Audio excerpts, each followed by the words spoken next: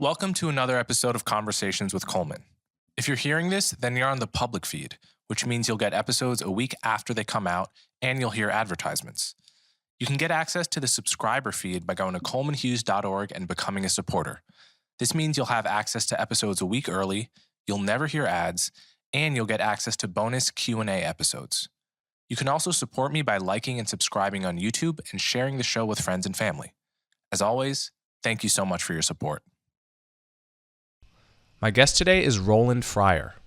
Roland is an economics professor at Harvard University. He is a recipient of the MacArthur Genius Grant and the Bates Medal. Roland is probably among the top 5 most frequent guest requests that I get, so it was really exciting to finally have him on the show. In this episode, we discuss Roland's childhood and the many obstacles he had to overcome in order to become a top-notch economist. We discuss his relationship with his grandmother and his father. We both discuss our relationships to our own racial identities. We discuss the progress that America has made in fighting racism. We talk about whether race consciousness can ever be a good thing. We talk about why high school is boring for so many people and what can be done about it. We talk about stand-up comedy and the power of humor. We discuss Roland's famous empirical work on the prevalence of racial bias in police shootings and arrests, and the implications of this research for the Black Lives Matter movement. We talk about Roland's meeting with President Obama. We discuss what Roland learned by doing ride-alongs with police officers. We talk about data-driven ways to improve K-12 education. We discuss the nebulous concept of systemic racism. We discuss Roland's alternative diversity, equity, and inclusion company, and much more. If you're watching this on YouTube, you might notice the video is not quite as crisp as it usually is. The SD card slot in my camera decided to break right before this interview, so I had to use the backup Zoom video. Sorry about that. All right, so without further ado, Roland Fryer. Okay, Roland Fryer, thanks so much for coming on my show. Thanks for having me. So I first encountered you around 2016 when your famous paper called An Empirical Analysis of Racial Differences in Police Use of Force came out. And this was around the time of a big flare-up of the Black Lives Matter movement following the murders of Alton Sterling and Philando Castile and so forth. And I think that's probably around the time some or many listeners of the podcast first encountered your name. But I want to table all of that right now and just ask questions about you and your life from the beginning. So we'll get to all of that. But first things first, where are you from? Where were you born? What were the circumstances of your childhood like? No, man, it's a complicated question. Not really, but it could take a while, but I'll be short. I was born in Daytona Beach, Florida, in Volusia County Hospital. And my grandmother brought me home from the hospital, or at least that's the story she tells. Obviously, I have no memory of that. I spent the first 5 years or so in Florida in Daytona Beach. And then my father got a job as a copy salesman. And by that time, my mother had already left. And my father and I moved to North Texas, right outside of Dallas. And I spent as much time with my grandmother as I could. So literally every break from school, every holiday, I was back in Daytona Beach. So, whatever the percentages are, I spent a third of my time or more in Daytona, in my grandmother's neighborhood, and 2/3 of my time with my father. As I grew older, my father and I grew distant, and my grandmother was really all I had. She raised me from afar, right? We didn't have Skype and Zoom back then. So we would talk on the phone every single night for hours and hours. And so I grew up in this weird way where I didn't know my mother until I was in my 20s. And I grew up with a father who, he just was not, he didn't want to have kids, man. I'm very grateful that we had a roof over our heads But, in terms of enrichment or anything that was not base level, that wasn't his thing. I mean, I went days, weeks without seeing him, even when I was 10 or 12 years old. And, but my grandmother was a steady force in my life, and we disagreed a whole lot. And in my opinion, she had too many rules, because in Texas there was no rules, and in Florida there was way too many of them. But I'm so incredibly grateful that she was in my life, and everything I know about race in America, how to live and be in the world, comes from conversations with my grandmother. So, as a teenager, what were your interests? Was there any sign that you would later become interested in economics and become a top-notch economist? Or did you stumble into that somehow? So what was that? What's the story there? Both, right? Like, as I've gotten older, I realized there were signs, but that may be just looking backwards and rationalizing. Right? For example, I used to tease my grandmother. This is the kind of stuff that would drive her nuts. My grandmother was always like a bargain conscious shopper. Of course she was. Right? At her max, she earned $30,000 a year as a school teacher. And so my grandmother would drive around town looking for the best gas price. And it just made no sense to me that she didn't calculate any of her own opportunity costs, or the literal gas she was burning, looking around for something that might be 1 or 2 cents less a gallon. And so I would ask my grandmother those questions. And it's a Southern Black neighborhood. Children were to be seen and not heard. But, so it would annoy her that I would ask her those types of questions, which for an economist are quite natural. So my grandmother didn't say, "Wow, you're a budding economist." She says, "Wow, you're annoying as shit." Right. So I wouldn't say there were any. Back then, I didn't think there were any early signs whatsoever. As an adult, and now having kids, I can look back and see those kind of precocious moments and wonder whether those were early flickers of economic reasoning. But look,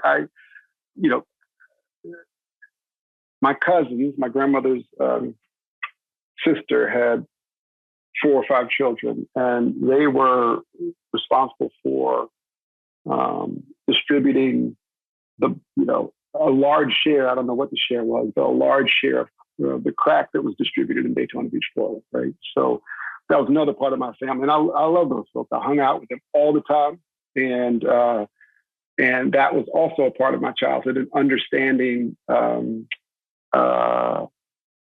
just how addictive and the drug trade can be for young Black folks who live in these types of neighborhoods. So I don't know if there were any early flickers, Coleman, but there certainly were. I learned how to counting money from my cousin Doobie, right? Like literally, I would learn. I just was counting money from him selling crack. Yeah. Wow. Yeah. And so I grew up in a really weird way. Actually, let me take that back. I grew up in what I would consider weird now, but unfortunately, I think it's too damn common that folks who look like you and I grew up in these ways that are not really conducive to economic mobility. On the other hand, I was looking around my house the other day and I found my first grade report card, which had my California Achievement Test in there. It turns out I was 99th percentile on the math scores, which which my grandmother never told me. So maybe there was some early flickers. They weren't celebrated in a way that I would do, for my own daughters. I mean, my own daughters get a smiley face, like we bake them cakes around here, like it's a big deal. We all focus on achievement. It just wasn't that way in the 80s in the South, at least in the networks that I inhabited.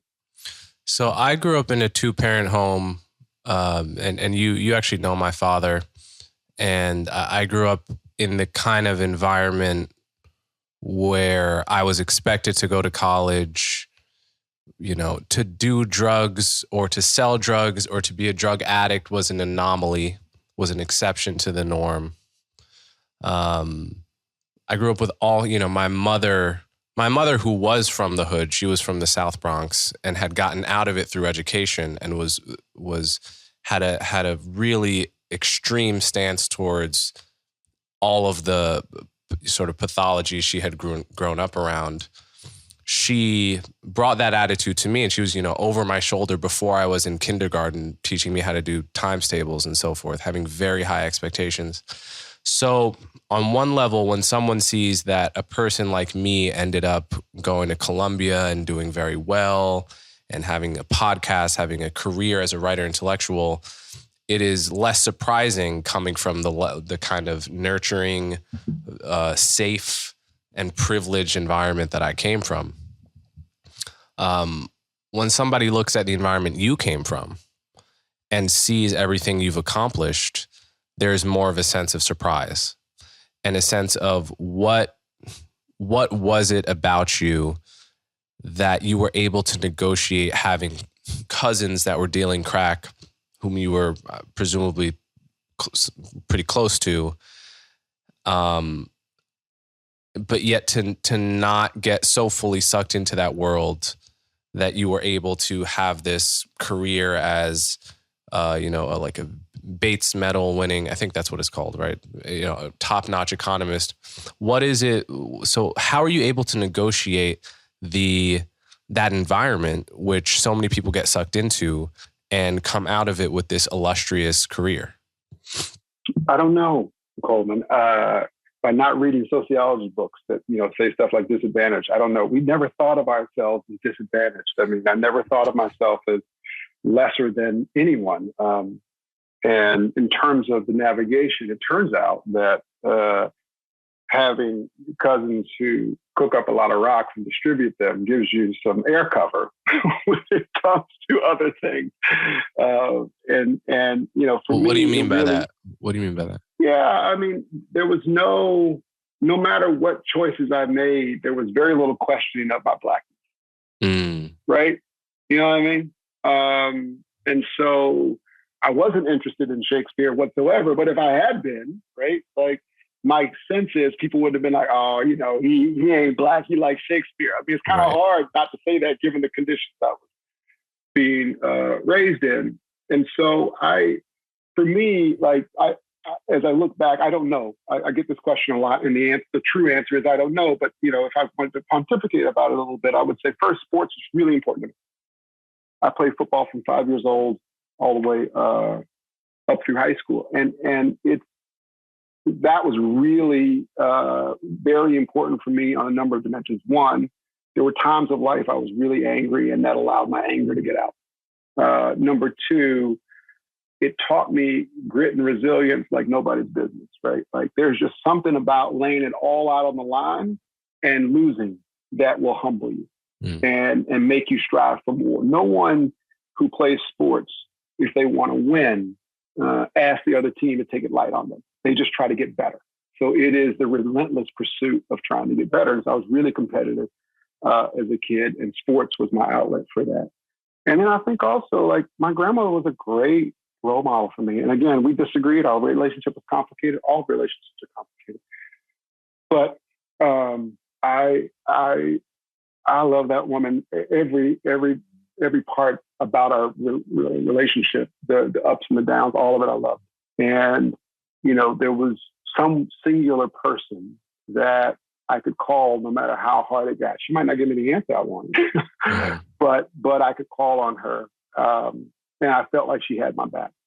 And the third thing I alluded to before, which is I never felt any rumors of or felt any sense of inferiority to any other racial group, right? Mm-hmm. Like my grandmother used to do this crazy thing that whenever she saw a white person doing something that wasn't perfect, it could be that they stumbled off of a curb. It could be that they danced, but she didn't like the way they were dancing. It could be that they got a simple question wrong, but in an innocent way. It didn't matter what mistake it was.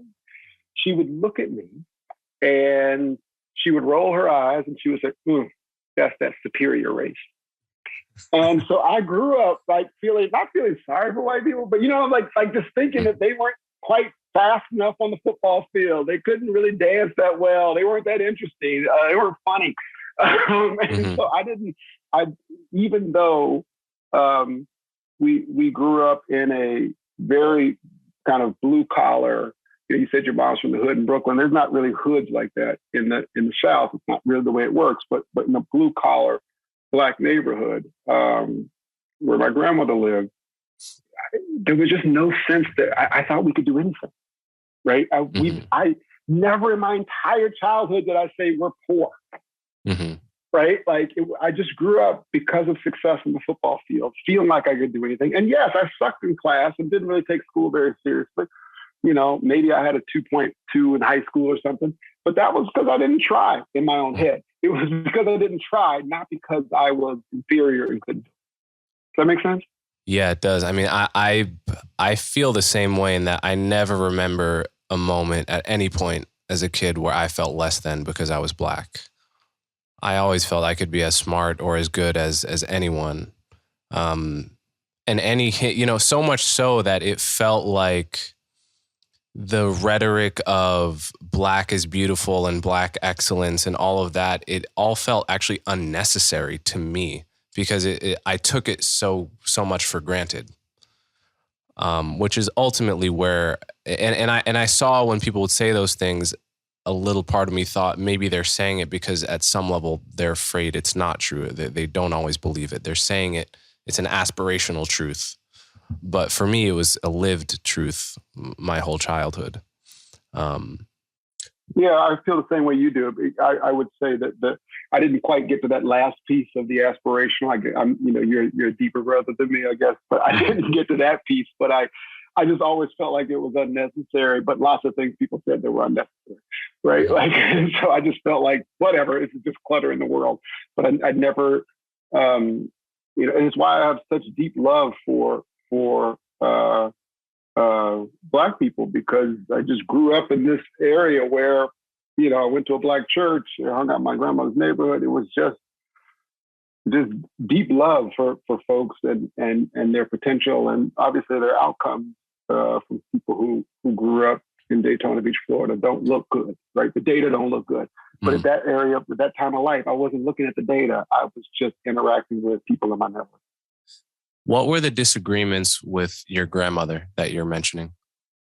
Oh my gosh. My grandmother, let me just give a little bit of context to be fair to her. My grandmother was born in 1925.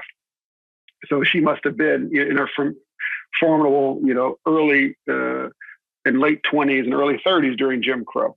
Mm-hmm. She also integrated schools in Florida in 1969. Mm-hmm. And so she was brought from Turity, a small school in Daytona near her house, to an all-white school in Port Orange, Florida.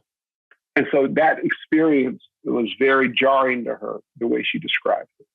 And so that's all to say, there would be lots of interactions that we would have in life where she would say, that's discrimination. Mm-hmm. And I, being the wannabe economist of age 8, would just question that assumption. How can you be so sure? How do you know it's not this? How do you know it's not that? One specific example, we go to McDonald's, my favorite thing to do as a kid. And we're going to get whatever, I'm going to show my age now, 2 Big Macs for $2, something, maybe 2 of the same price. And my grandmother, we get a couple Big Macs apiece, whatever, fries, puts it in the bag. My grandmother gives the woman her money, and the woman takes the change and puts it on the counter, but doesn't give it to my grandmother. I think to myself, in my 8-year-old brain, she's just trying not to spread germs. That's pretty clever. And my grandmother's like, that white woman don't want to touch me. I mean, she just goes off in the parking lot, right? Mm-hmm. And we, in fact, this inspired some economic models I wrote down later in life. We see the same thing and infer very different things from it, right? And so how she interpreted that signal, we call it in economics, was very different than I interpreted the same exact pieces of information, because we did so through our experience. Mm-hmm. And so my grandmother and I would debate a lot about how important discrimination was to the outcomes of Black people.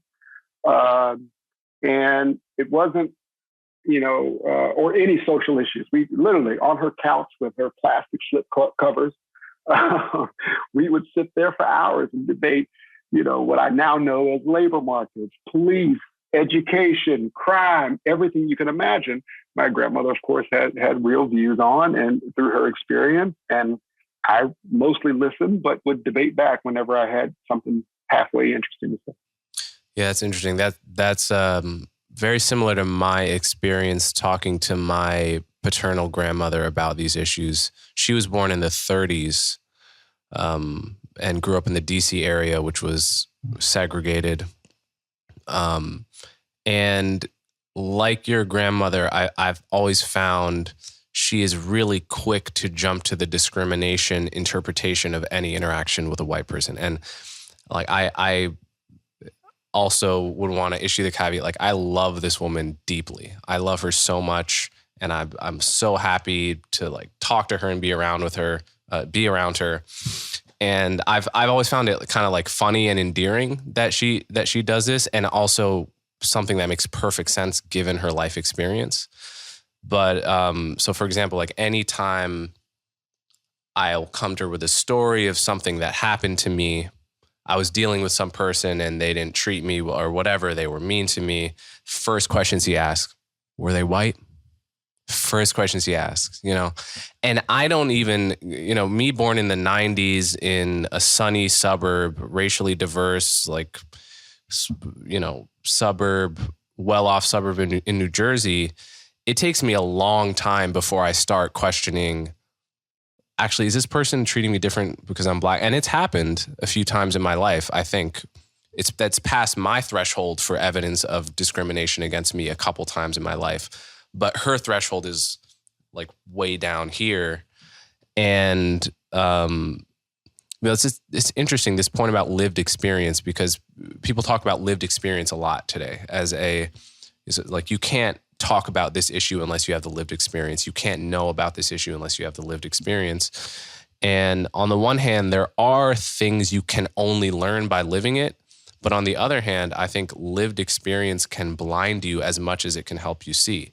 So like my friend used to use this example. My friend Noam used this example of people who grew up during the Great Depression learned to just put all their money in their mattress, which made sense at that time. And they kept that attitude on into the 50s and 60s when it no longer made sense. And this seems to me like an example of that.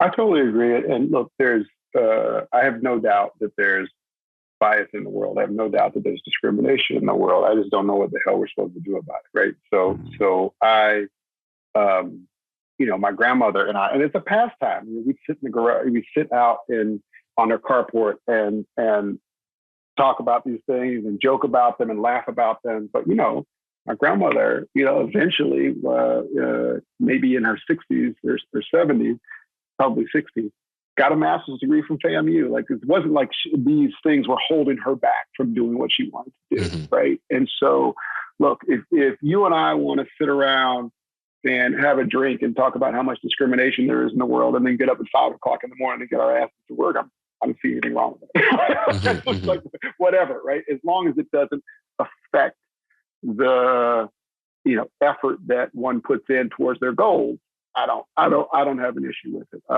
And so, I hear you, and I had a similar experience, and I probably have more events that pass my threshold than you're describing, but it doesn't matter. I still work as hard as I can to accomplish the things that I want to accomplish.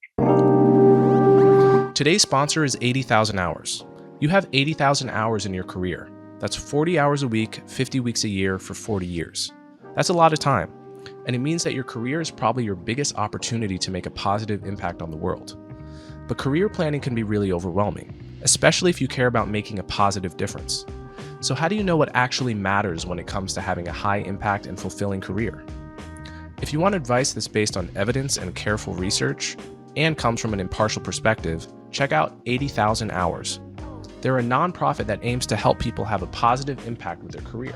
80,000 Hours provides free research and support to help you find a career tackling one of the world's most pressing problems. If you're starting out with your career and not sure what to do, if you're looking to make a change to your direction mid-career, or even if you just want to help solve a pressing global problem from your current job, they can help. Join their free newsletter and they'll send you an in-depth guide that helps you learn about what makes for a high-impact career, helps you get new ideas about impactful paths. helps you make a new plan based on what you've learned, and helps you put that plan into action. 80,000 Hours also hosts a job board with nearly 1,000 currently open high-impact career opportunities. Or if you've got some ideas already, they offer free one-on-one advice to help you switch paths. There's also an 80,000 Hours podcast, which hosts in-depth conversations with experts about how to best tackle pressing global problems. You can subscribe wherever you get your podcasts. If you join the newsletter, you'll get a free copy of their in-depth career guide sent to your inbox. You can sign up at 80000hours.org/Coleman. Just to be clear, they're a nonprofit and everything they provide is free. They're fully philanthropically funded, and their only goal is to help you find a fulfilling, high-impact career. To get started planning a career that works on one of the world's most pressing problems, sign up now at 80000hours.org/Coleman. Once again, that's 80000hours.org/Coleman. Okay, so let's rewind to you having a 2.2 GPA in high school or something like that. I've had several people on the podcast that are very intelligent, very accomplished. Ezra Klein was one. Another one was Scott Kaufman, who did horribly in high school and then later went on to become these brilliant people at some level that they always were. But what was it that made you feel so disengaged from high school? And then what changed to make you feel engaged with academic work? I had just a lot of distractions. Part of it was distraction, right? Like I was coming of age. My father was on his way, or I didn't know the timing, what part of high school, but was on his way to prison. I didn't know my mother, and so I was angry at the world, man, right? And thinking that the only thing I needed to do was survive, right? And so it wasn't like we had some family nest egg that was going to help out little Roland here. I had to figure it out. And I didn't understand how learning about American history was going to help that. And so there was a point in my life where literally all I thought I knew how to do was survive. And high school was one of those points, right? And I remember this. I remember when it became very clear that my father was going to prison, and I had my brain trust come over to my house and sit in my room, and we figure out how I was going to survive here. And so someone was like, "You got to sell drugs." I was like, "No, I have. My cousins, they all went to federal pen on that. I'm not doing that." "Okay, well, you got to steal stuff." "I don't know if I'm that great at stealing." So like it was this whole thing, none of which was focus on education and get a scholarship and go off and be a great economist, right? It was all like, how can you figure it out today? And so I just didn't, like, the part of it was the distractions in life. The other part of it was high school is dumb, right? I mean, I don't mean that in a bad way. It's like the high school I went to was not challenging, right? Like, I used to do things like the first week got graded in 6 weeks. And so the first 6 weeks, I'd like pay attention to make sure I could, and you get a grade, and I get an A in Algebra 1 or whatever. And then after that, I just paid no attention and didn't care because I didn't think that it was useful for anything. And I'm not proud of that, but like it just is. It was not engaging. It wasn't challenging. The problems weren't interesting to me. It was a bunch of regurgitation, right? When did Christopher Columbus discover America? Okay, thanks. 3 weeks later, a multiple choice. When did you just told me this 3 weeks ago? Like, this is silly, right? It felt like a waste of time. In college, however, it was just something different, right? Like I walked into my first economics class, and it was like someone had turned the light on. Like this was everything that all my internal dialogue from 8 years old on up felt like it could be captured in this simple utility maximization framework. Truly, it was like, wow. And I remember looking around the room. So, okay, before I took economics, I took sociology, right? And so I walk into a sociology class, and they're using these really big words that I don't get, right? And I'm looking around, and everyone's just nodding. And I'm like, it's like a bunch of concatenated words. I mean, what does this even mean, right? Overlap, what do they call it? Overlapping chains of oppression. What does that even mean? Everyone's just nodding along.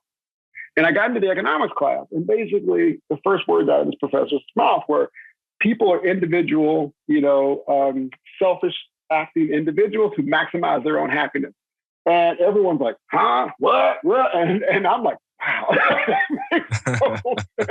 My life has such clarity right now. Yeah. And it was the first time where I was like so thrilled. So my professor had the classes at 8 a.m. He put office hours at 7 a.m. Now that I'm a professor, I realize what he was doing. And every office hour, I was there at 7 a.m. And me and this professor would debate poverty, welfare, all sorts of microeconomic topics. And it was just like it was such clarity to me that I don't really know how to describe it. I'm not doing well. That I wanted to do whatever I needed to do to study that. Okay. And he said to me, wow, I think you have a thing for this economics. You should, I was at that point at a satellite campus at the University of Texas at Arlington. He said, you should go somewhere else. You should go to Yale or University of Virginia or whatever, and I will help you get into this thing. I didn't do that. I got accepted as a transfer student to a couple of them, but I didn't do it. I just kept going back. And so I asked him, what do I need to do economics, in graduate school or wherever else you do it after you leave here? And there was a set of classes you need to learn. A lot of them were math. And so I just went and started that one class, architected my entire undergraduate education. And I got so turned on by it all that I graduated from my undergraduate in 2.5 years because I just was in a big hurry to learn more about economics. Wow. That's amazing.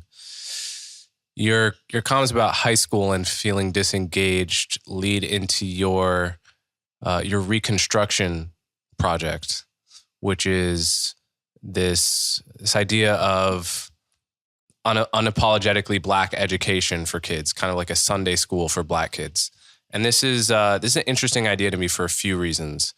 One is because I went to a Chinese Sunday school when I was a kid because, like I told you earlier, my parents were very focused on education and wanted me to be doing something on the weekends that was sort of, I'm talking young though, rigorous, healthy, engaging the mind in a community of people. But the options available were probably, it's like,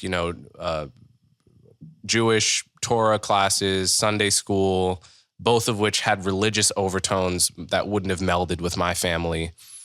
And Chinese school, which was, learning the language of the world. And they were thinking coming out of the 90s, the world is coming together. Mandarin's the language of the future. So it was just a sea of little Chinese kids and two little Black gumdrops, me and my sister in this class, learning all these Chinese songs. And it just seemed like an amazingly healthy environment. The kids come from these tightly knit families and the parents know each other and they emphasize education. They have this culture of high achievement. And, that is something that doesn't exist quite in the same. It exists within a lot of religious traditions as well. Like I mentioned, Jewish schools and Sunday schools and so forth. So on that level, it all makes sense to me. On another level, the whole the idea of unapologetically Black and Blackness, that usually most uses of race I see in our culture, in American culture widely, Blackness, whiteness, etc. A lot of it seems toxic and taking away from focuses on the individual and all that. So on the one hand, I see many uses, maybe most uses of race that I can see are harmful, but I think some uses of race could be very healthy. And I don't see enough of those. So how do you negotiate that between, the point of emphasizing racial identity, which can be used in a toxic way, but using that in a healthy way? Yeah, it's a great question. Let me go back to the Mandarin stuff. There's hope for my daughters there because I put my daughters in the Mandarin preschool. And everything will turn out like Coleman Hughes here. But I put my daughters in the Mandarin preschool. But you've got to mix that with people say, well, I present myself as, right? Like I'm like a 40-year-old Black ex-athlete, but on the inside, I'm a 65-year-old Black woman because I was raised by my mother. And so I have those tendencies about me all the time. So my daughter is in Mandarin, singing the songs, doing the thing. The teachers are telling us she's doing great in Mandarin. And you're right, close-knit families, all that stuff. And New Year's Eve, we decided to go have dim sum as a family. So my daughter's now 5 or something. And I have this Southern Black grandmother deeply embedded in my DNA. So I show off my kids. That's what Southern Black grandmothers do. So I said, baby, tell the waiter, why don't you order something in Mandarin? You know, trying to get my daughter to showcase what she knows, right? And then she goes at it. To me, it sounds perfect, purely authentic, wonderful. And I look at the waiter and I say, yeah, we'll take that. And he says, I have no idea what you're talking about. So I'm not sure those songs are really legit, at least here. Excuse me. In terms of Reconstruction, it's one of the things I'm most proud of. I mean, really, the CEO of Reconstruction is Kaya Henderson. She's the former chancellor of DC Public Schools and an amazing, amazing human being, an American hero, in my opinion. And we came together on this for a couple of reasons. One, Kaya really embraces the idea that years ago, cultural traditions and the things that we teach at Reconstruction, because Reconstruction isn't just academic. I mean, they also got courses on how to play spades. And so there are a bunch of cultural courses. These things were taught in the family, they were taught in churches, they were taught in communities. But the Black communities are very different now than they were 40 or 50 years ago. And so maybe we could stand up an institution to carry on those traditions, even in the Black community that she learned growing up outside of New York, and how important those were in her own development. I come to it from a slightly different angle. For a decade at Harvard, I taught a course called Race in America. And it has a bunch of math the first couple of days. Here, let me show you how rigorous we could be about race, et cetera. And inevitably, the class would be 60 students. There'd be 20 Black students on day one.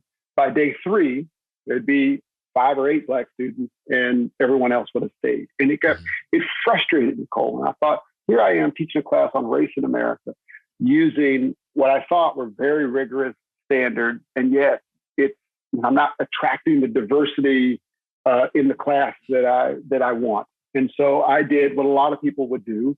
I blamed it on the students. I said, oh, they're not prepared for the math or whatever other people. And then I had 2 daughters, and I watched how they learned. And I sat on the Massachusetts school board, and I watched how there are many choices about what we teach and how we teach, right? So what examples we use, what authors we highlight, what art we covet. And I decided that I would change this class on the margin, keep all the math the same, but I relabeled it from Race in America to Profiles of Black Genius. And we go through all the same content, but I added additional reading. I added a more qualitative component to the course where we read about different Black geniuses, contemporary and historical, before we get into specific subjects. So we'll talk about Du Bois and the Philadelphia Negro before we talk about the importance of neighborhoods on economic mobility.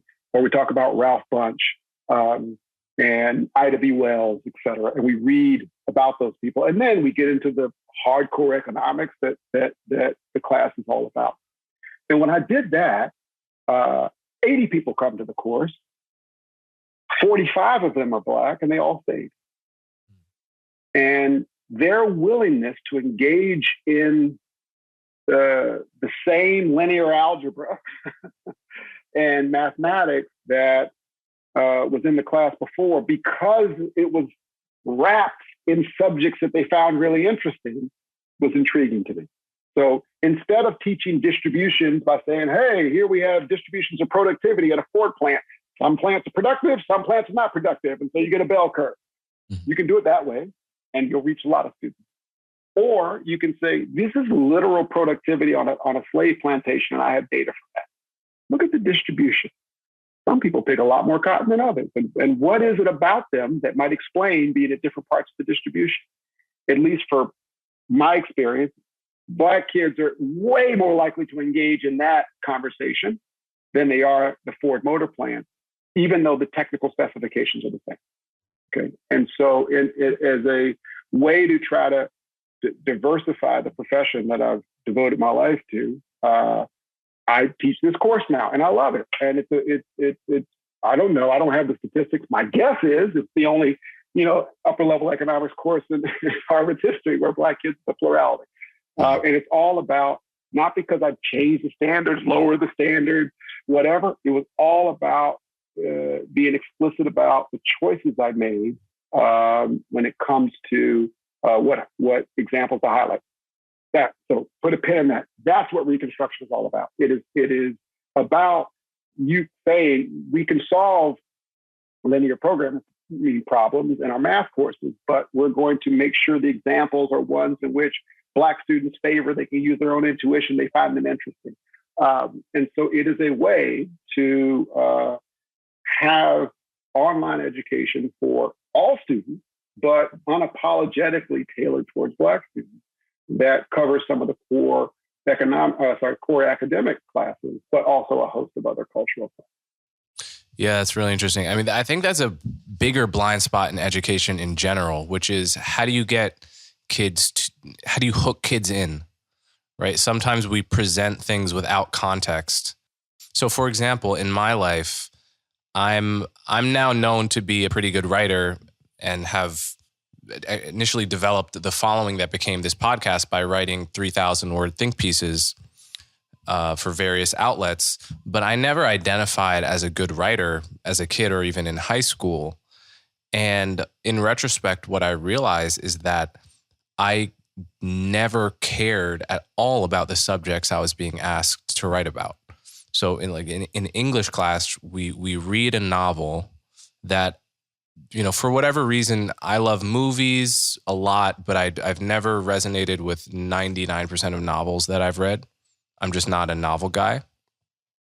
So I would be asked to write an essay about this novel, which I didn't care about at all. And I would be asked to learn the skills of how to write a good essay by writing about something I didn't give a shit about. And once I started, when I was maybe 18 or 19, I started really realizing I cared about certain issues in the world. I cared about philosophy. I cared about the intersection of philosophy and current events, what ideas are gaining traction and what to make of that. Once I first cared about a topic and then tried to write about it, suddenly I realized I cared and had an intuition for the nuances of good writing. Exactly. Right. And so we know that for all psychology, right? Grit, resilience, right. All domain specific. Mm-hmm. Right? And so I don't know why we wouldn't think, not quite intelligence, I don't want to go there, but interest and engagement wouldn't be very domain specific. Oh, yeah. Yeah. Totally. And I agree with you. So one thing I think many people don't know about you is that you have done a lot of stand-up comedy in the past 5 or 10 years. Is that right? That is true. Yeah. More 5 years than 10 years, but yes. Who is your favorite comic? How did you get into comedy? How long have you loved comedy? Oh man, I've loved comedy since I can remember. We talked very early on about hanging out in Texas, no one being at home. So I would sit and listen to Richard Pryor albums constantly, right? I literally could memorize. He was like my Dr. Spock, right? Like all parenting came from listening to Richard Pryor. And so it's almost like maybe tone deaf to language and things like that, because it was normal in my household because Richard Pryor was playing. So I would say for a very, very long time, and maybe just my all-time favorite is Richard Pryor. That was brilliant. Obviously, the man had many demons, but a brilliant comedian. Currently, I don't think there's anyone that approaches Dave Chappelle, in my opinion. He's just phenomenal. If I could have dinner with one person on the planet, it would be Dave Chappelle. And in terms of, stand-up comedy for myself, first of all, I've always had a crush on comedians. I think they are brilliant, brilliant social scientists. I think that they are better social scientists than my colleagues at Harvard. I get more ideas from listening to Richard Pryor stand-up or Dave Chappelle or Chris Rock than I do sitting around, drinking Chardonnay at 10:30 in the morning and discussing the things of the day with other Harvard professors. So I really believe that there's true genius because they have their fingers on the pulse of America in ways that it's hard to do from the ivory tower. So My own experience in stand-up comedy. Go ahead. No, you go ahead.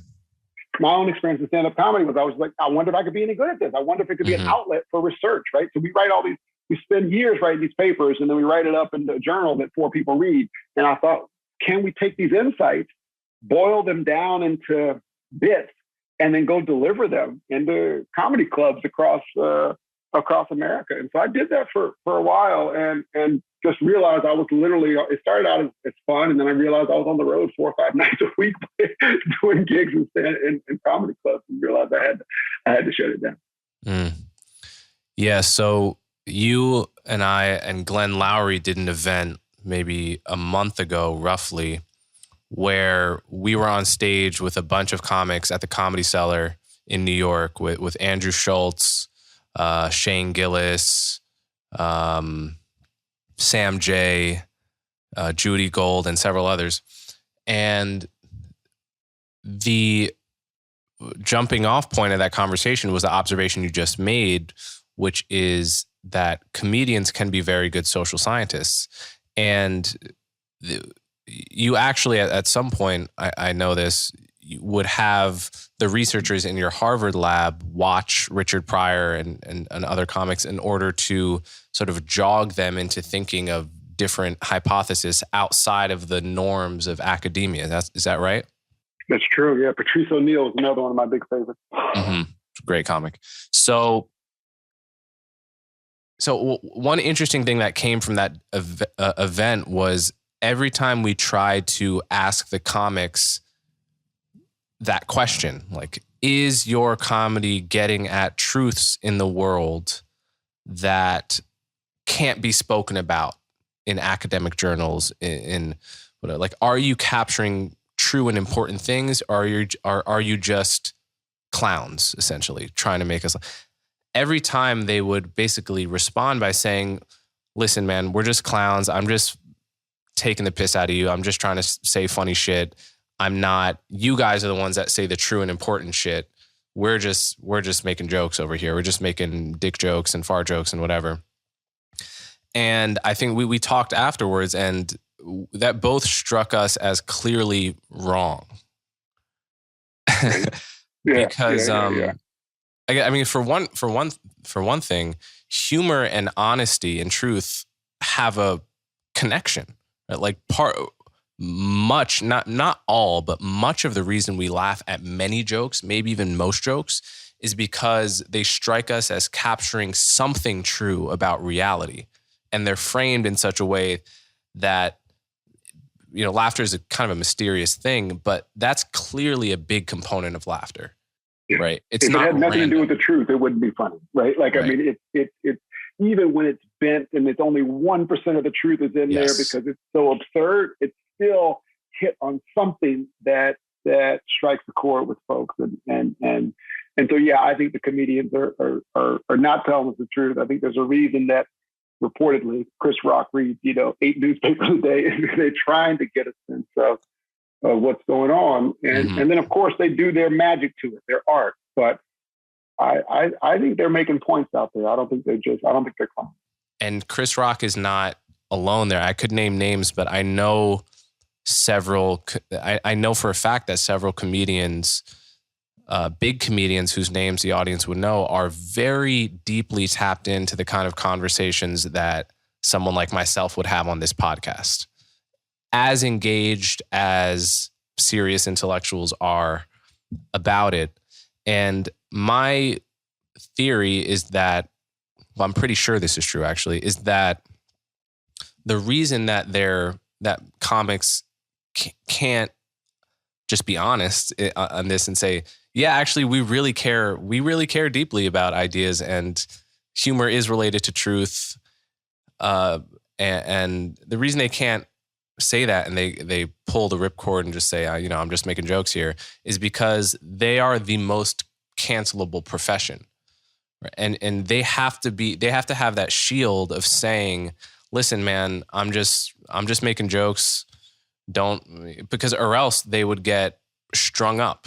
They would get destroyed. Right. Yeah. I think your observation got really something to it. There's this other point that I've made before on this show, which is it's much easier to be fake in an intellectual conversation than in a comedic context, right? It's like, say you make a good point about race and crime, right? And we're on MSNBC. Like, you make a logical, evidence-based point. I can pretend it's a bullshit point. I can pretend, oh, that's just a talking point. You're an asshole. You're an idiot, right? That's very easy to do. But if someone makes you laugh with a joke that makes that same point, laughter's involuntary. You just are laughing, right? It bypasses all of these blocks we have in our minds in a way that actually makes it easier to get. Like, you can make a feminist laugh at like a Bill Burr joke, and you can make a white conservative laugh at a joke that's really sort of a social justice inflected joke. And you can bypass all of those things that would normally make us angry and reject a certain truth, I found. Yeah, I think that's interesting. And I always wondered, and I tried to measure this at one point, if you're laughing and a comedian makes a really poignant point and you're laughing, does it resonate? Does it sink in? Does the next day, do you change your behavior? And I can imagine it could go either way, but I was never able to figure that out. So you tried to measure that empirically? Yeah. Try to understand. What was it? I'm curious. What was the study design?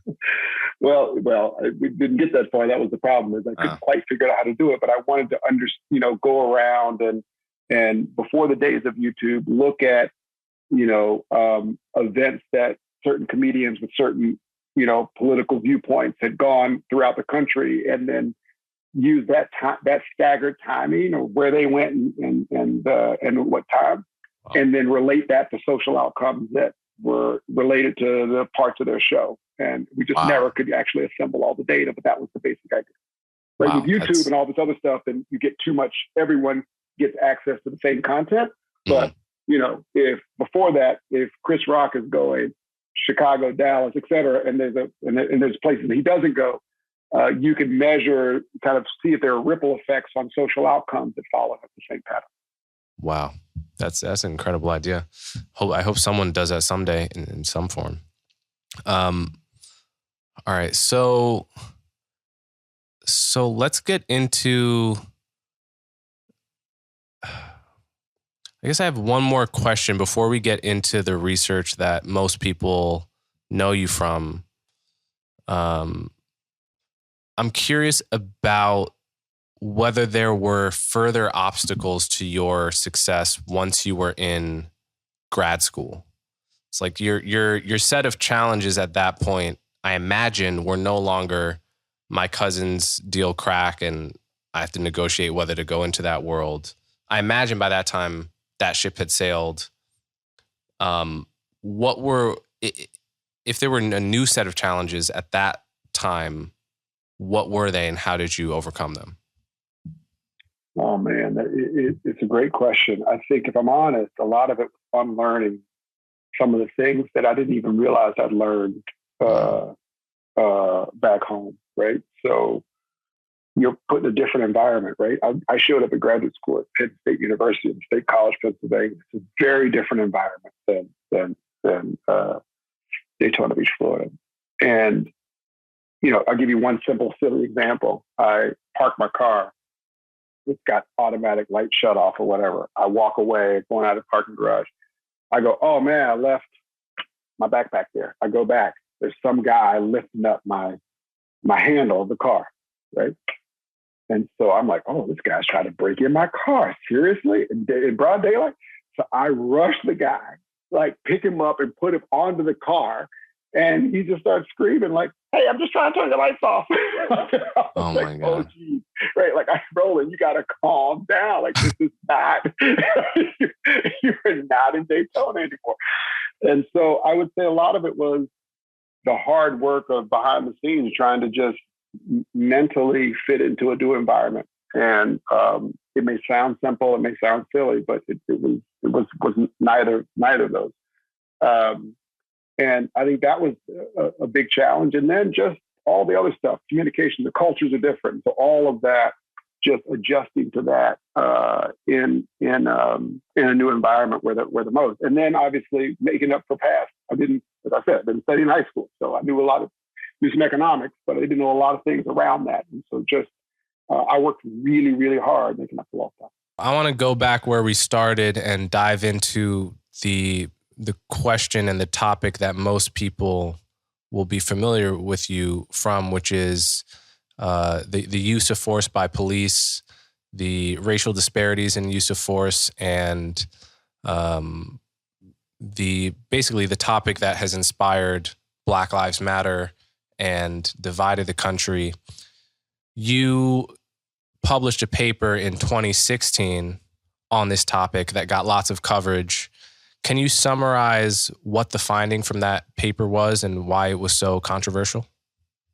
Sure. Well, first part I'm confident I can do, but why it was so controversial, I don't know. You're probably better at that than I am. So the paper, I was really interested in police use of force in part because how can you not be if you're a Black man in America? I mean, it's just, if you haven't experienced it, you've heard about it. And at the time, the protests were going on in St. Louis when I started this, or in Ferguson. And colleagues of mine, like Cornell West, were out in the front on the picket lines. And I just thought, damn, I got to do something. But like flying to St. Louis to picket ain't my thing. I'm a data nerd. So what can I do? And I was so convinced that I was going to find abhorrent and rampant discrimination in the police. I never even dawned on me that I wouldn't. And so I tried to gather some data, talk to some colleagues, my usual process. And then one of my colleagues said to me, I know this is a roundabout way of getting there, Coleman, but I want to give everyone the context of this. One of my colleagues said to me, Roland, what's always been cool about your other research is that you really understood context way better than most of us about how, schools in the inner city works, that kind of stuff. But when it comes to police, it just sounds like you're pretty biased against them. I said, that's fair. So the next morning I took advantage of some context I knew and went and embedded myself in police departments like Houston, Texas, and Camden, New Jersey. And I'll say that hanging out for weeks with police officers on the beat is probably the best education I've gotten since I got my PhD. It was so informative. It was so eye-opening. And more than that, it was a window into getting millions and millions of data points. And so we collected a lot of data on not only shootings, which the country was focused on, but lower level uses of force, when police put their hands on you, when they throw you up against a car, things like that. Now, the latter part is really hard to get data on because in the process of an arrest, if a police officer puts their hands on you or whatever, push you in the back of the car, I mean, that's not notable. That's like Tuesday. And they don't even record that kind of data. But we were able to find data sources with millions and millions of data points, both from the police's perspective and, importantly, from civilians themselves about their interactions with police. What we found was kind of two parts. One, on lower level uses of force, there are large racial differences in the use of force. So in the aggregate of the data, if you don't do anything to it, you don't touch it, Black people are 53% more likely to have force used on them at a given stop, okay? If you control for a bunch of stuff, that number reduces, but it never goes away. And the most striking finding to me is that when folks are pulled over by the police and the police themselves report that they are fully compliant, they're not arrested, there's no contraband, nothing went wrong, according to the police, Black people are still 25% more likely to have force used on them. So, that was half of the paper. And we put the data through some really serious statistical tests. We really believe that's bias. These aren't just disparities. This is real bias. On the other hand, when it comes to lethal use of force, where we collected data from 18 cities, we found no racial differences whatsoever on lethal force. Okay. And that is the part that everyone focuses on. They don't focus on the thousands and thousands of use of force incidents that happen in lower level uses of force. And, of course, Black Lives Matter, right? But, I believe Black dignity matters as well. And the lower level uses of force happening thousands of times per day.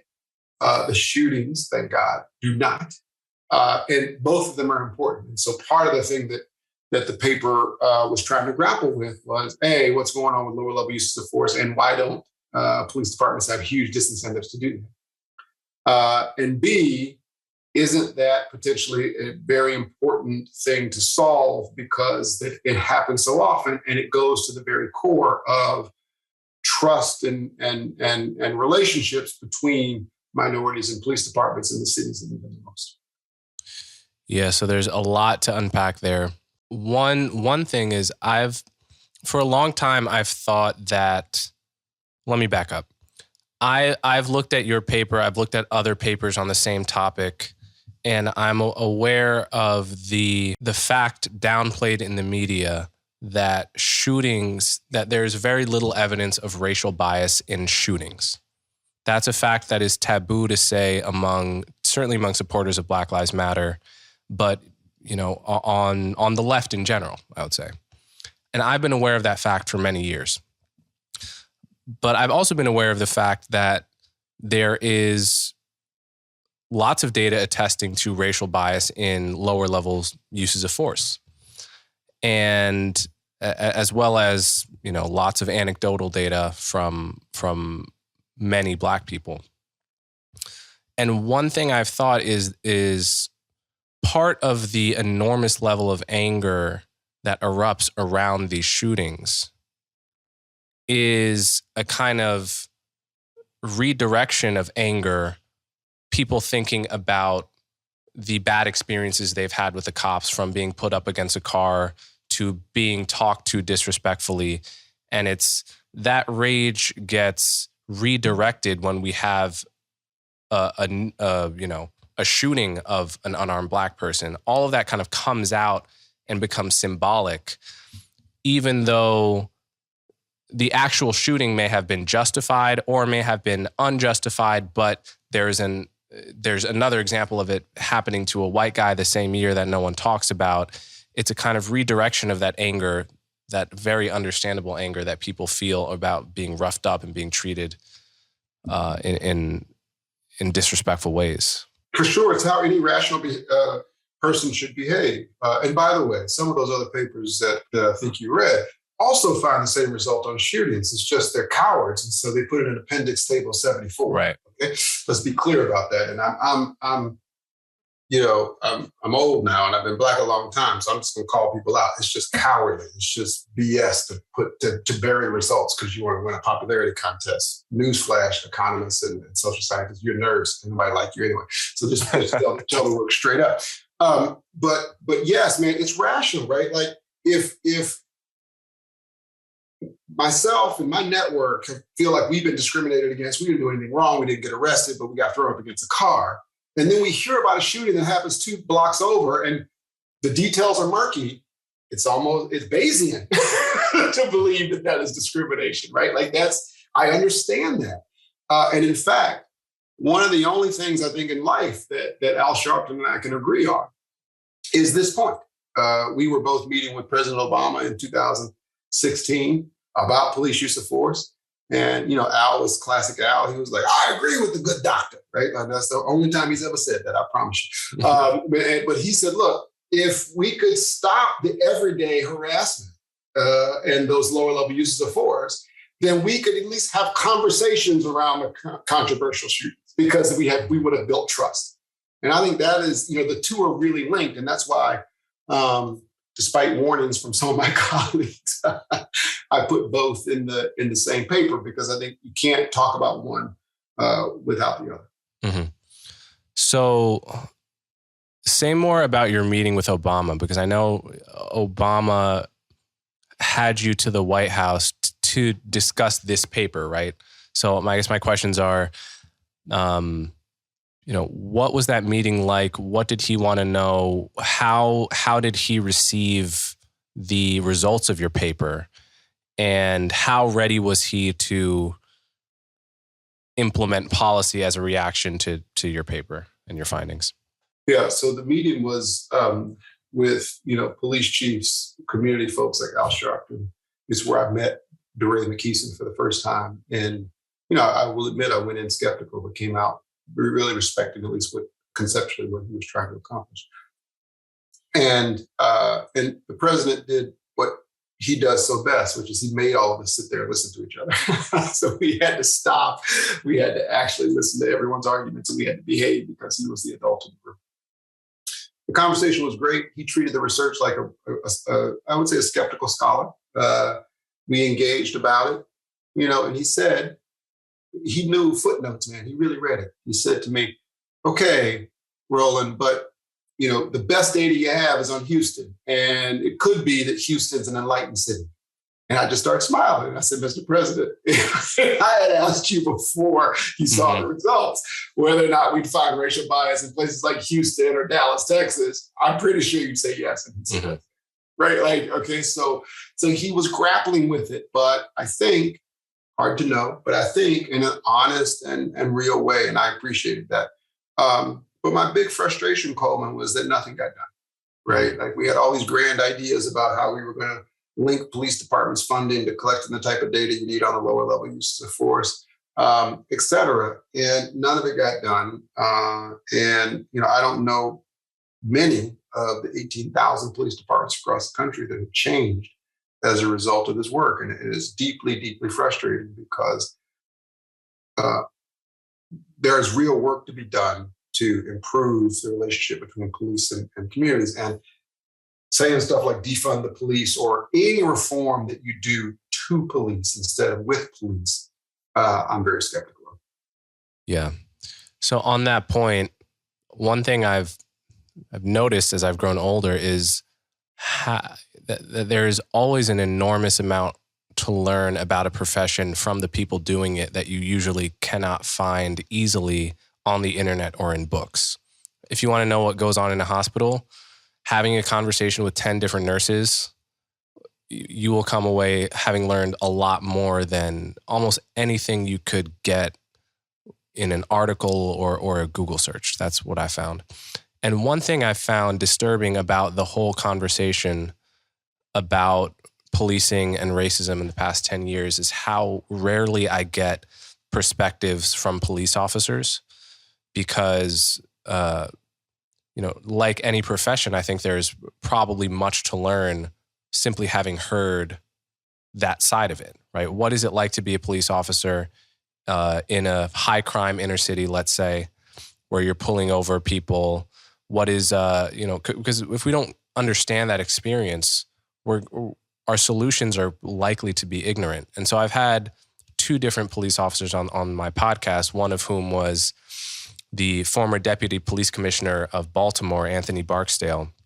He was an incredible guy that tried to train the department in jiu-jitsu, which he himself is a black belt in, so that cops had more comfort not having to go to their gun when they felt their life was threatened, right? They can bring a suspect to the ground without hurting the suspect or themselves. He's just like a super cop. And so when you said you learned as much from hanging out with the police for 2 weeks or whatever it was as in your PhD, I'm curious, what is it that you learned there that you didn't know going into it? How complicated the job is. I'd only seen the job from one dimension, which was, why are these people harassing me? Mm-hmm. The job is complicated. The people, sometimes the people who do the job are complicated. And there are ways of making it better. Let me be more clear. And I'm embarrassed to admit that riding around in a police car for 10 hours looking for bad guys. Turns out, after a few hours, you start to see people who look like bad guys. I mean, that's what happens. And it is, it's not a good job. It's not a way to engage with communities. When I was in Houston, we did a double shift, and the police officer who picked me up from the station, I mean, looks like he's outfitted to go defend Ukraine, man. I mean, he's got vest here, the door of the car is outfitted with weapons. I mean, he's armed to the teeth. And we get out on the beat, and every time he pulls the car over, he's very nervous. And I asked him at some point, "You seem to get really nervous when you get out of the car." He said, "Man, this is Houston. Everybody else got to go." Right. And so part of the issue, one realizes very quickly, is because of the number of perceived guns in the street, police react accordingly, and that plays into how they strategically use force. In Houston, they had no sense of community because all they do is drive around and look for bad guys. On the other hand, in Camden, it was quite different. Police officers walked the beat. And there, we could see somebody wilding out, having a bad day or whatever. And I'm like, "Yo, shouldn't you arrest that person?" And they're like, "Oh, that's just Johnny. He just being Johnny," right? But the only way to know that is to have repeated interactions with that person where you understand they're not dangerous, right? You can't know that riding around in a car and just observing the behavior. A third point, because I could go on all day about this, a third point is just how difficult the job is, right? The end of my first day on the beat in Camden, we got a call, 911 call for service to a row house that someone was overdosing. We go in, police bust open this makeshift door. We get into the row house, and someone dies within 5 feet of me. Okay. And, because they were shot, or? Because they overdosed, and it wasn't peaceful. The body doesn't go peacefully in those situations. I'll just put it that way. And maybe I'm a chicken or something, but I looked at it and said, "Yo, I'm done for the day," right? Like, I'm going to go, I'm going to have a steak or something. I'm done. I'll see y'all tomorrow. And the police start getting back in their vehicles. And I said, whoa, what are you doing? And they said, "We don't get off for a few more hours." I said, "You can't have 20 minutes off after you see somebody die?" And they looked at me, the commissioner looked at me like I was crazy. Coleman, he says, "I give 20 minutes off to everybody who saw somebody die. I wouldn't have anybody on the streets." This was like, really? And so the job, as I understand from police officers, changes you, man. How can it not? Right? It's a hard job. And so that doesn't excuse some of the behavior, et cetera, et cetera. I'm not some police officer apologist. I'm just saying, right, like, be informed. This is a tough job. And some of the things that the officers have to deal with and just go back to work are very difficult. And it has to change them. And so that's just 3 examples of things one learns, but there are many more. It's a really complicated set of issues. Yeah, I've thought of the analogy to doctors, surgeons, and nurses sometimes too. Those professions where ER doctor, for example, it's like you just have to see people die constantly and wake up the next day and do the same thing. And there's no way. It's actually, on one level, you want your doctor to be really empathetic when you're sick. But on another level, in order to be a good doctor or surgeon especially, you actually have to detach from your emotions and be highly analytical and not feel that you have a unique life almost, because if you felt the gravity of what you were doing every second, you probably wouldn't be able to do the job for very long at all. Yeah. And there's an in-between, because I've got folks who I know who are cancer docs who, after a few years, just hang it up because they say, "I can't. I've just seen enough death." Right. Yeah. And the big difference is those people aren't going, when they go to the next patient, they're not worried the next patient's got a gun and going to shoot. And so I love the analogy. The police stuff is even more complicated because given the emotional state you're in, then you still have to go and try to figure out, bad guys versus good guys in the next 10 minutes. And I just can't imagine how to do that. Yeah. So I see a lot of your work as applying rigorous mathematics to problems of race. And that, I mean, from what I can tell, that's a common thread in your work. And another area where you've done this that I'm very interested in is charter schools. So can you, again, this is another contentious topic because the teachers union and many Democrats don't like charter schools, either feel that they take away funding that should go to public schools, or that they are, I guess that's the main argument I see used against them. And then people on the right tend to like charter schools. They're an alternative to public schools, which are perceived as being more controlled by Democrats than Republicans. And they can sometimes emphasize a more conservative style of education, a stricter style of education.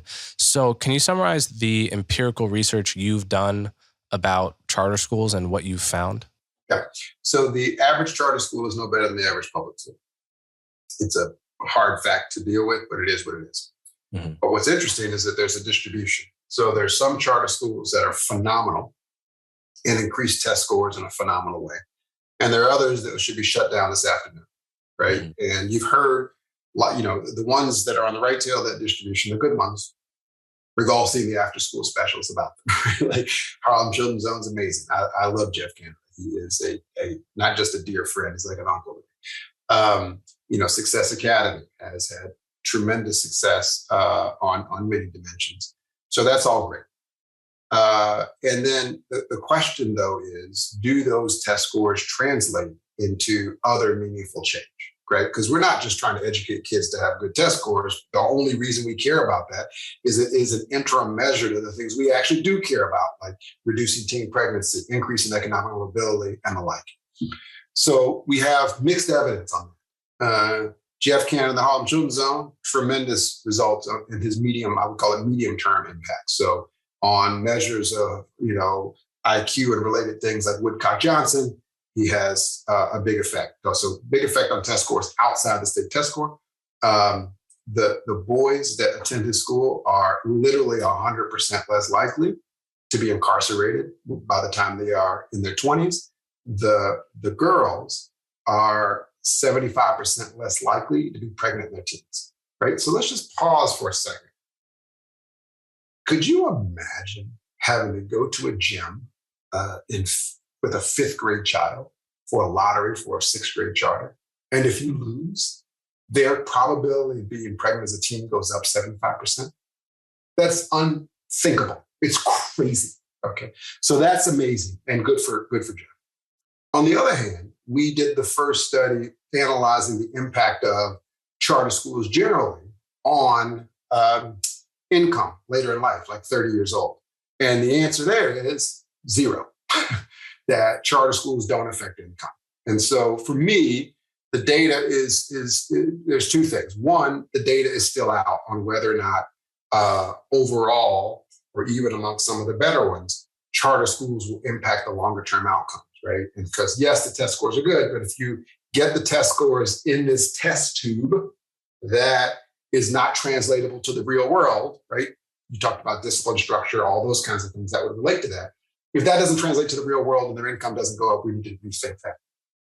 But second, the work I'm the most proud of is taking practices from that right tail, the high achieving charter school. So when we learned about that distribution, right, you could look at the average and say, oh my gosh, charter schools are on average aren't that good.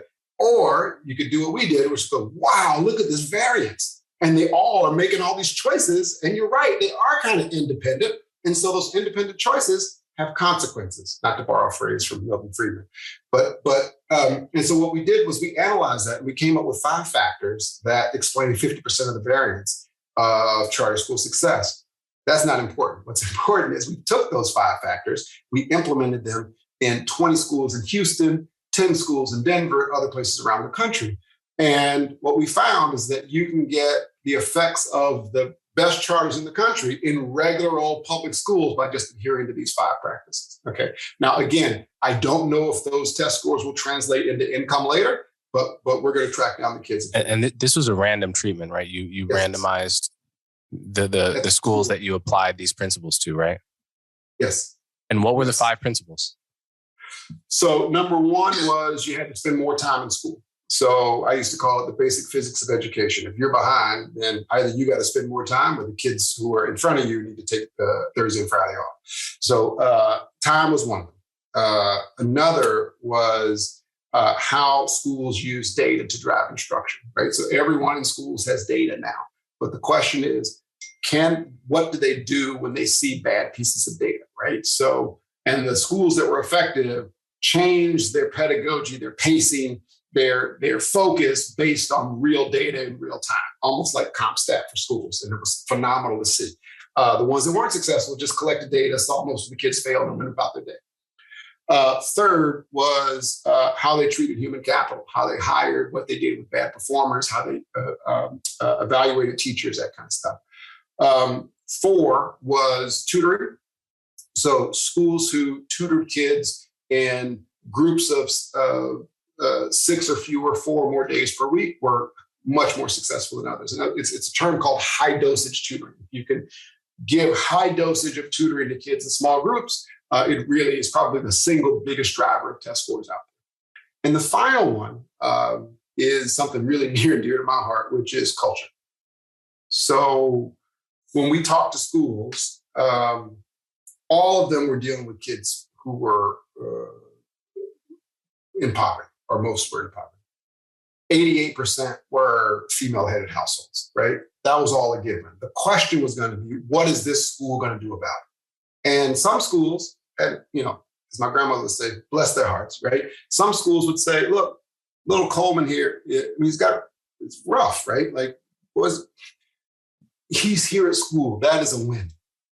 Okay, we should embrace little Coleman and say and show him we love him and that this is a supporting school, and that's great. There's nothing wrong with that. Who can be against that? Okay. On the other hand, the schools that were successful in increasing test scores said, Coleman, we understand that's what's going on at home. This is school. You're safe here, and we're going to hold you to the highest expectations. Okay. So when I was in 10th grade, I tried to drop out. I went to drop out of high school. My father it was clear to everyone, it was in the newspapers, that he was likely to go to prison. And I figured I had to make money, and I just, whatever. And so I had a counselor come up to me without me asking and said, hey, Roland, we saw what happened in the papers. And I said, look, I'm good. I just want to get to class and get to football practice and bust somebody up, then I'm going to be fine. And he says, oh, that's a brave face. That's so great. But look, we have a special program that you can go to school for 2 hours and get out and get full credit. And I was like, Mr. Dickey, it was bad what they wrote in the papers. Tell me about that 2-hour program, right? I don't begrudge the man, and I'm not trying to hate on him here or call him out or whatever. I'm just saying, I didn't ask for that. Right? And I just worry that, and I know that kids will live up or down to our expectations. Okay. And so high expectations, what we found was that those things were really key when it came to schools that were able to drive achievement amongst the populations that I've been focused on in my career. It may sound crass, it may sound harsh. I'm not saying anyone was either of those things. I'm saying that kids can do remarkable things, and we ought to allow them to reach their full potential. All right. So final question. You have a business called Sigma Squared, right? Yeah, Sigma Squared. Can you describe the purpose of that business? Sure. What we did, we took a lot of social science, and let me back up. Here's the premise of it. After George Floyd, we had all these corporations making all these commitments and saying we stand by Black people and that kind of stuff. And that was all fine. But then as one got to realize that many of these activities were more like box checking than digging in deep and figuring out how to actually maximize talent in their organization, I got frustrated. And I said, look, I remember asking a friend, I said, why isn't anyone using all the tools that we know work, right? There are linear programming problems that, I've worked on with people like Glenn Lowry that kind of solve these diversity issues while maximizing quality. There are all these other papers out there that people have worked on. Why aren't we using the best practices when it comes to understanding whether a company has bias? And if so, how to actually fix it? Like really try to understand how companies can get 2% better per day instead of checking a box that they, did their DEI strategy of the month. Yeah, let me pause you right there before you keep going. There was I think I talked about this on the Joe Rogan podcast a couple months ago, but there was my favorite example of this, of the hypocrisy and the empty signaling around this was the president of Princeton University released a statement in 2020 saying the university was systemically racist and this racism was materially harming its black students, which on the face of it, as a black person that went to an Ivy League similar to Princeton, it was quite literally the least racist place I've ever been in my life in terms of how progressive everyone was. But then Trump, in order to troll the president of Princeton University, said, okay, well, if you just confessed, I'm going to have the Department of Education investigate you for violating the civil rights of your black students. And then Princeton says, wait, hold on a minute. We didn't really mean that whole thing. We're just saying the thing that everyone says. It was like the bad faith around those. I mean, people felt they had to make those statements, obviously, because in some sense they did. Right. But they didn't really mean them for the most part. Yeah. And so the question is, do they not care or do they not have the tools? And I decided to test whether or not it was because they didn't have the tools. And so a team of engineers, myself, some data visualization people, some economists, we all built this software called Sigma Squared. And what that software does is it can link into your HR data, and it literally runs hundreds of tests on your data in the background to tell you, hey, here's some areas of concern. And not only that, like, here's the type of bias it might be, because social scientists have kind of grouped bias into different categories. Because once you know the category, then you can actually treat it. Okay. And so it is very much a scientific, data obsessed way of dealing with DEI, right? Because we all know training doesn't work. Let's just be honest. There have been literally 1,000 studies that have shown that training doesn't work. And so we got to get beyond that. And I actually fundamentally believe that you can both optimize talent and increase diversity, right? Because if there is bias, Coleman, then bias is a market failure. We got to get that out, right? Like, so if really, if there's bias in the labor market, then getting the bias out will actually increase representation. And so this is really about, are you actually at the frontier when it comes to maximizing talent? And if you have bias, you can't possibly be. And so we're helping companies get there. And it's been an incredible amount of fun. I think of it as DEI for those who are serious. If you're not serious, put out the next statement. But if you are serious, then we have built some tools to really, really be helpful. They're very powerful tools because they've taken 50 years of math and social science and compressed them into software. Yeah. So one thing this, I think, will rub up against is that people have different concepts of what bias is. So my concept of bias and many people's concept of bias is you are treating me differently than you would if I were the same person but white, right? Like, and that's the kind of bias that your algorithm would measure, I assume, right? Absolutely. What's the other one? I'm curious. You got me on the edge of my seat. I agree. I mean, I agree. I don't know how the other one is defined, but it's this sort of vaguer structural bias where it's not that I'm as an individual necessarily being mistreated by any specific person. And again, as I say these words, I've never truly known exactly what they mean, but this is there's a 50-year history of people finding this definition of bias compelling. Back in the Black Power movement coined the concept of institutional racism. and a whole literature that's grown up around structural racism, which says there doesn't have to be any particular individual that discriminates against you in that old common sense definition of the word discriminate, yet there can still be a vague, abstract, yet important structural bias in the system that, you know, your algorithm might not find. That's a criticism that someone might give. What would you say to that? Yeah, I don't know, because I want to define it first. But let me try to take the side of that, which I'm trying to interpret in my world, in my language, and analytics, how that might play out. So if a company only hired through networks, and their networks were only white people, right? And so therefore, no one was discriminating against anyone. If you happened to be in that network and you were Black, you got hired too. But the fact is, there were no Black people in that network. And so it is something that is race blind, but not race neutral, okay? That I understand. But we can test that, because that means you're not getting the best candidate. That means you're not optimizing talent. In fact, we could do a lot for companies who are doing that. Mm-hmm. When it comes to things like, you know, when it comes to the incendiary language that some people use, like, you know, the new Jim Crow or institutional this or that, I just, you know, I don't know what it is. And so it's really hard to respond. Mm-hmm. I say to folks, look, here's what we can do. And it's grounded in, you know, literally decades and decades of social science. And it captures what the leading economists and sociologists and psychologists view as bias. And that bias is a market failure. And that's why companies should care about it. This is not about being nice.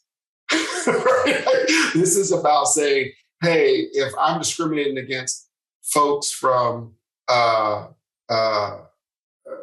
against people like Coleman, then I am missing out on talent that could help drive my business forward. And that's what it's about. If it's more than that, that's a very different product. We really are about using data to understand and put companies at their frontier by offering up sensible solutions that can, if they have bias, get rid of it.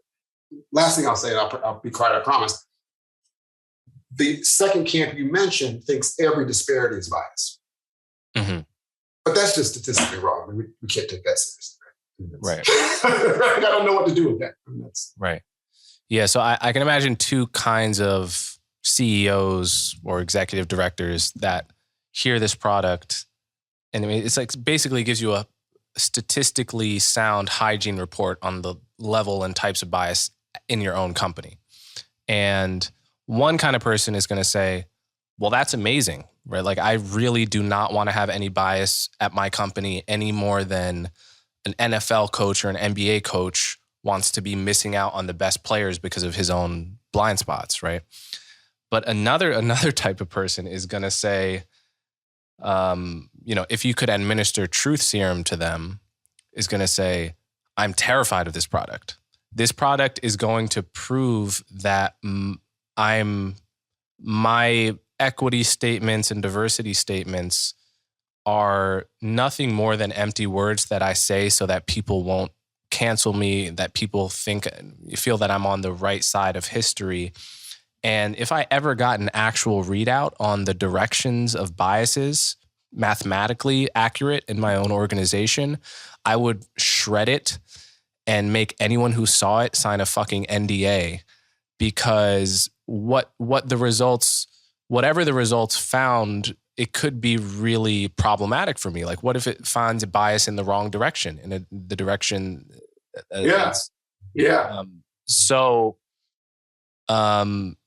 So anyway, I mean, I think hopefully there are a lot of people listening to this podcast that some people will either have companies of their own that may or may not be interested in this product. Others may be investors that are interested in this. And so I reiterate, it's called Sigma Squared. And well, let me just be super clear, Cole. Maybe this is the academic in me, and this is not pragmatic. I don't want to work with the second people anyway until they're ready. Right. And so, and I've had those, I don't have truth serum, but, a month ago I had a lot of sake with someone, and it was like truth serum because they told me the same, brother. The guy said to me, look, the company's going well. I just don't want to know. And that's just not like, we can finish dinner, but that's not something that I'm interested in. I actually think that when it comes to DEI and many issues, unfortunately, that we're going through as a country right now, the 1% on both extremes is leading the discussion. And I built Sigma Squared for the other 98% that want to use data in a sensible way. Like we use data in every other part of our companies, marketing campaigns, product, like every other part of our companies do this exact same approach to make our products and services better. And all I'm saying is that talent optimization and relatedly DEI is a core product. It's a really simple idea. All right, Roland Fryer, we've reached the end of our time. Thank you so much for doing this. You have Sigma Squared, you have Reconstruction, unapologetically Black education, Harvard professor. It's been great to talk to you. And if you want to direct my listeners who may want to follow up and see any more of your work, is there anywhere on the internet you would prefer to send them to? Wow, I don't know. Did they not even touch with you? Oh, my website's on my Harvard economics page, so I have my email, so they can get in touch with me. Okay, well, it's been excellent, Roland Fryer. Thank you so much for coming on my show. Hey, brother, appreciate it. Talk to you soon. If you appreciate the work I do, the best ways to support me are to subscribe directly through my website, colemanhughes.org, and to subscribe to my YouTube channel so you'll never miss my new content. As always, thanks for your support.